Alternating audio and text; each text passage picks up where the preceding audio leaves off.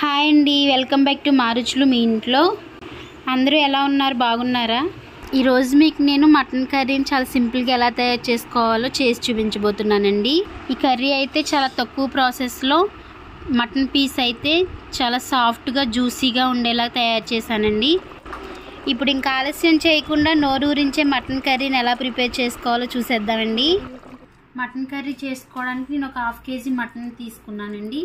ఈ మటన్ని శుభ్రంగా ఎటువంటి స్మెల్ లేకుండా నిమ్మరసం సాల్ట్ వేసి 2 times కడుక్కుంటే ఎటువంటి స్మెల్ రాదండి. చాలామంది మేక మాంసం స్మెల్ వస్తుందని చెప్పేసి తినడానికి ఇష్టపడరు. ఇలా నిమ్మరసం సాల్ట్ వేసి శుభ్రంగా కడుక్కోవడం వల్ల ఎటువంటి స్మెల్ ఉండదు. మటన్ కర్రీ చేసుకోవడానికి ముందుగా మటన్ని మ్యారినేట్ చేసుకోవాలండి.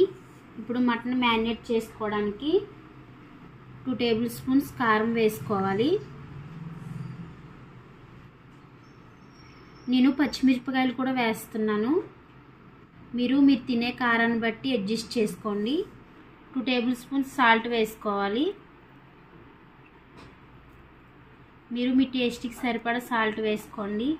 తక్కువగానే వేసుకోండి, ఎక్కువైతే తీసుకోలేం, కానీ సాల్ట్ తక్కువైతే మళ్ళీ వేసుకోవచ్చు.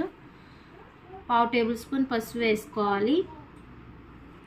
ఆయిల్ వేసుకునే స్పూన్తో 1 spoon ఆయిల్ కూడా వేస్తున్నానండి. ఇప్పుడు ఆయిల్, కారం, సాల్ట్, పసుపు మటన్ ముక్కలకి బాగా పట్టేలా కలుపుకోవాలి. ఇలా ముందుగా వేసుకుని మ్యారినేట్ చేసుకోవడం వల్ల, ఇలా కలిపి పెట్టుకోవడం వల్ల చాలా చాలా టేస్ట్గా ఉంటుందండి. ముక్కకు ఉప్పు కారం పట్టి మంచి టేస్ట్ వస్తుంది.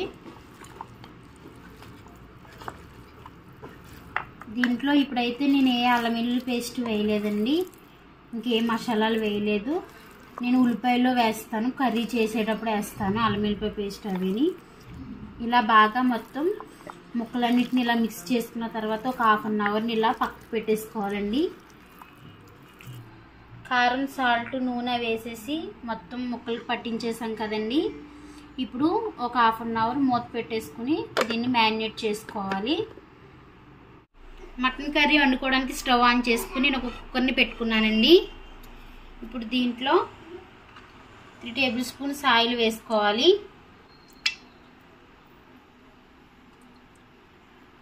ఇప్పుడు ఆయిల్ వేడైంది. దీంట్లో ఒక బిర్యానీ ఆకు, ఒక చెక్క ముక్క, దాల్చిన చెక్క ముక్క అండి అది, ఒక చిన్న యాలక్కాయ, ఒక లవంగం వేసుకున్నాను. వీటిని లైట్గా వేయించాలి. ఇలా వేసుకోవడం వల్ల చాలా టేస్ట్గా ఉంటుందండి కర్రీ అయితే. ఇప్పుడు ఒక పెద్ద ఉల్లిపాయని ఇలా ముక్కల కింద కట్ చేసుకుని పెట్టుకున్నాను. ఈ ఉల్లిపాయ ముక్కలను కూడా వేసుకోవాలి.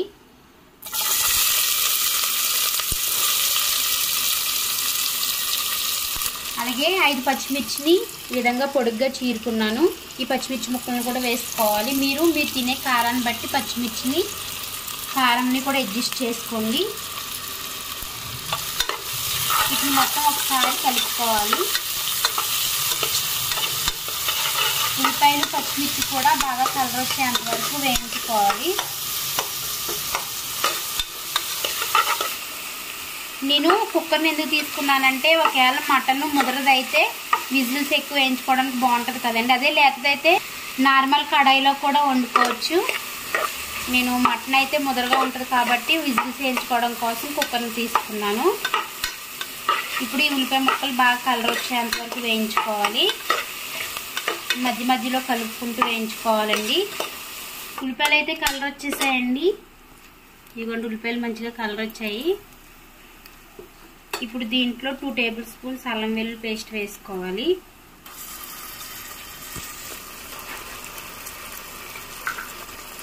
ఇప్పుడు ఒకసారి మొత్తం అల్లం వెల్లుల్లి పేస్ట్ని కూడా కలుపుకోవాలండి. ఇది పచ్చి స్మెల్ పోయేంత వరకు వేయించాలి.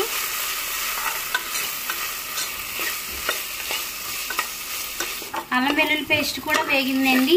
ఇప్పుడు దీంట్లో ఒక 1/2 hour మ్యారినేట్ చేసుకున్న మటన్ ముక్కలు వేసుకోవాలి.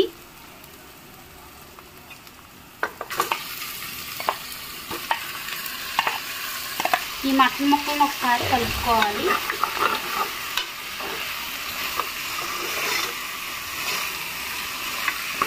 మొత్తం ఒకసారి కలిపేసాను కదా. ఇప్పుడు కుక్కర్ మూతకి విజిల్ని బెల్ట్ని తీసేసుకోవాలి. ఇప్పుడు కొంతసేపు మగ్గించాలండి. మూత పెట్టుకోవాలి. కుక్కర్కి ఒక 5 minutes మగ్గించాలి. మటన్ అయితే ఎంతవరకు మగ్గిందో చూద్దామండి.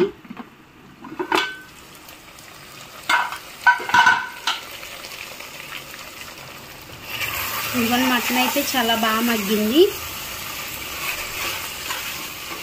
ఒకసారి కలుపుకోవాలి. ఇప్పుడు ఈ మటన్ ముక్క ములిగేలా వాటర్ వేసుకోవాలండి.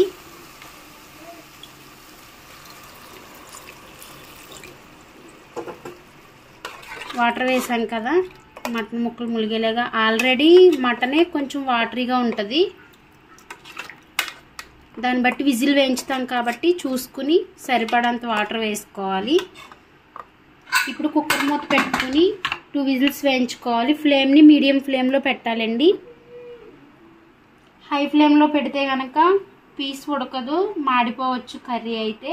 అదే మీడియం ఫ్లేమ్లో పెడితే ముక్క బాగా ఉడుకుతుంది, కర్రీ కూడా సమానంగా ఉడుకుతుందండి. 2 విజిల్స్ అయిపోయాయండి. ఇప్పుడు మూత తీసేసుకుందాం కుక్కర్ది.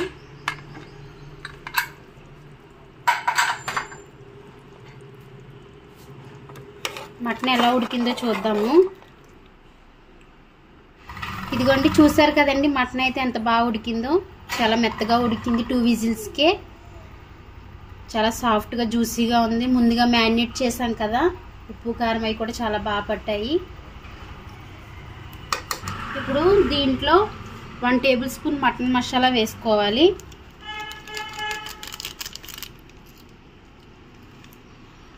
నేనైతే బయట తీసుకొచ్చిన మటన్ మసాలా వేసుకున్నానండి. ఒకవేళ మీ దగ్గర అవైలబుల్గా మటన్ మసాలా లేకపోతే కనుక గరం మసాలా కూడా వేసుకోవచ్చు. మసాలా మొత్తం కలిసేలా ఒకసారి గట్టితో కలుపుకోవాలి.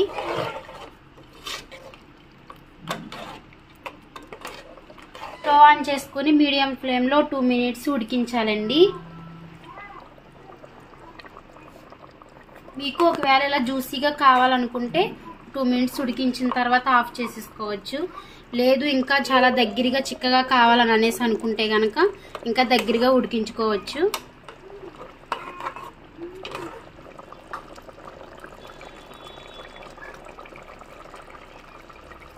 మసాలా వేసిన తర్వాత 2 minutes ఉడికించాను కదండి. ఇప్పుడు దీనిపైన కొంచెం కొత్తిమీరని వేసుకోవాలి. మటన్ కర్రీ అయితే రెడీ అయిపోయింది. ఇప్పుడు స్టవ్ ఆఫ్ చేసేసుకోవాలండి. ఇదిగోండి ఇంతేనండి. ఇలా గ్రేవీగా నేను ఎందుకు ఉంచానంటే వేడికి ఇంకా దగ్గరగా అయిపోతుంది కర్రీ అయితే, అందుకని చెప్పేసి నేను ఈ టైంలోనే స్టవ్ ఆఫ్ చేసేసాను. మటన్ కర్రీని ఎంత సింపుల్గా ప్రిపేర్ చేశానో చూసారు కదా. చాలా తక్కువ ఇంగ్రీడియంట్స్తో చాలా సింపుల్గా క్విక్గా రెడీ చేసేసాను కదండి. ఈ మటన్ కర్రీ అయితే బిర్యానీలోకి కానీ, బగారా రైస్ కానీ చపాతీలోకి కూడా చాలా టేస్ట్గా ఉంటుందండి. ఒకసారి మీరు కూడా నేను చేసిన విధంగా ఈ కర్రీని ట్రై చేసి టేస్ట్ చేయండి.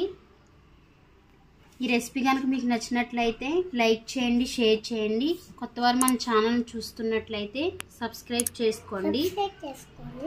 థ్యాంక్ యూ అండి.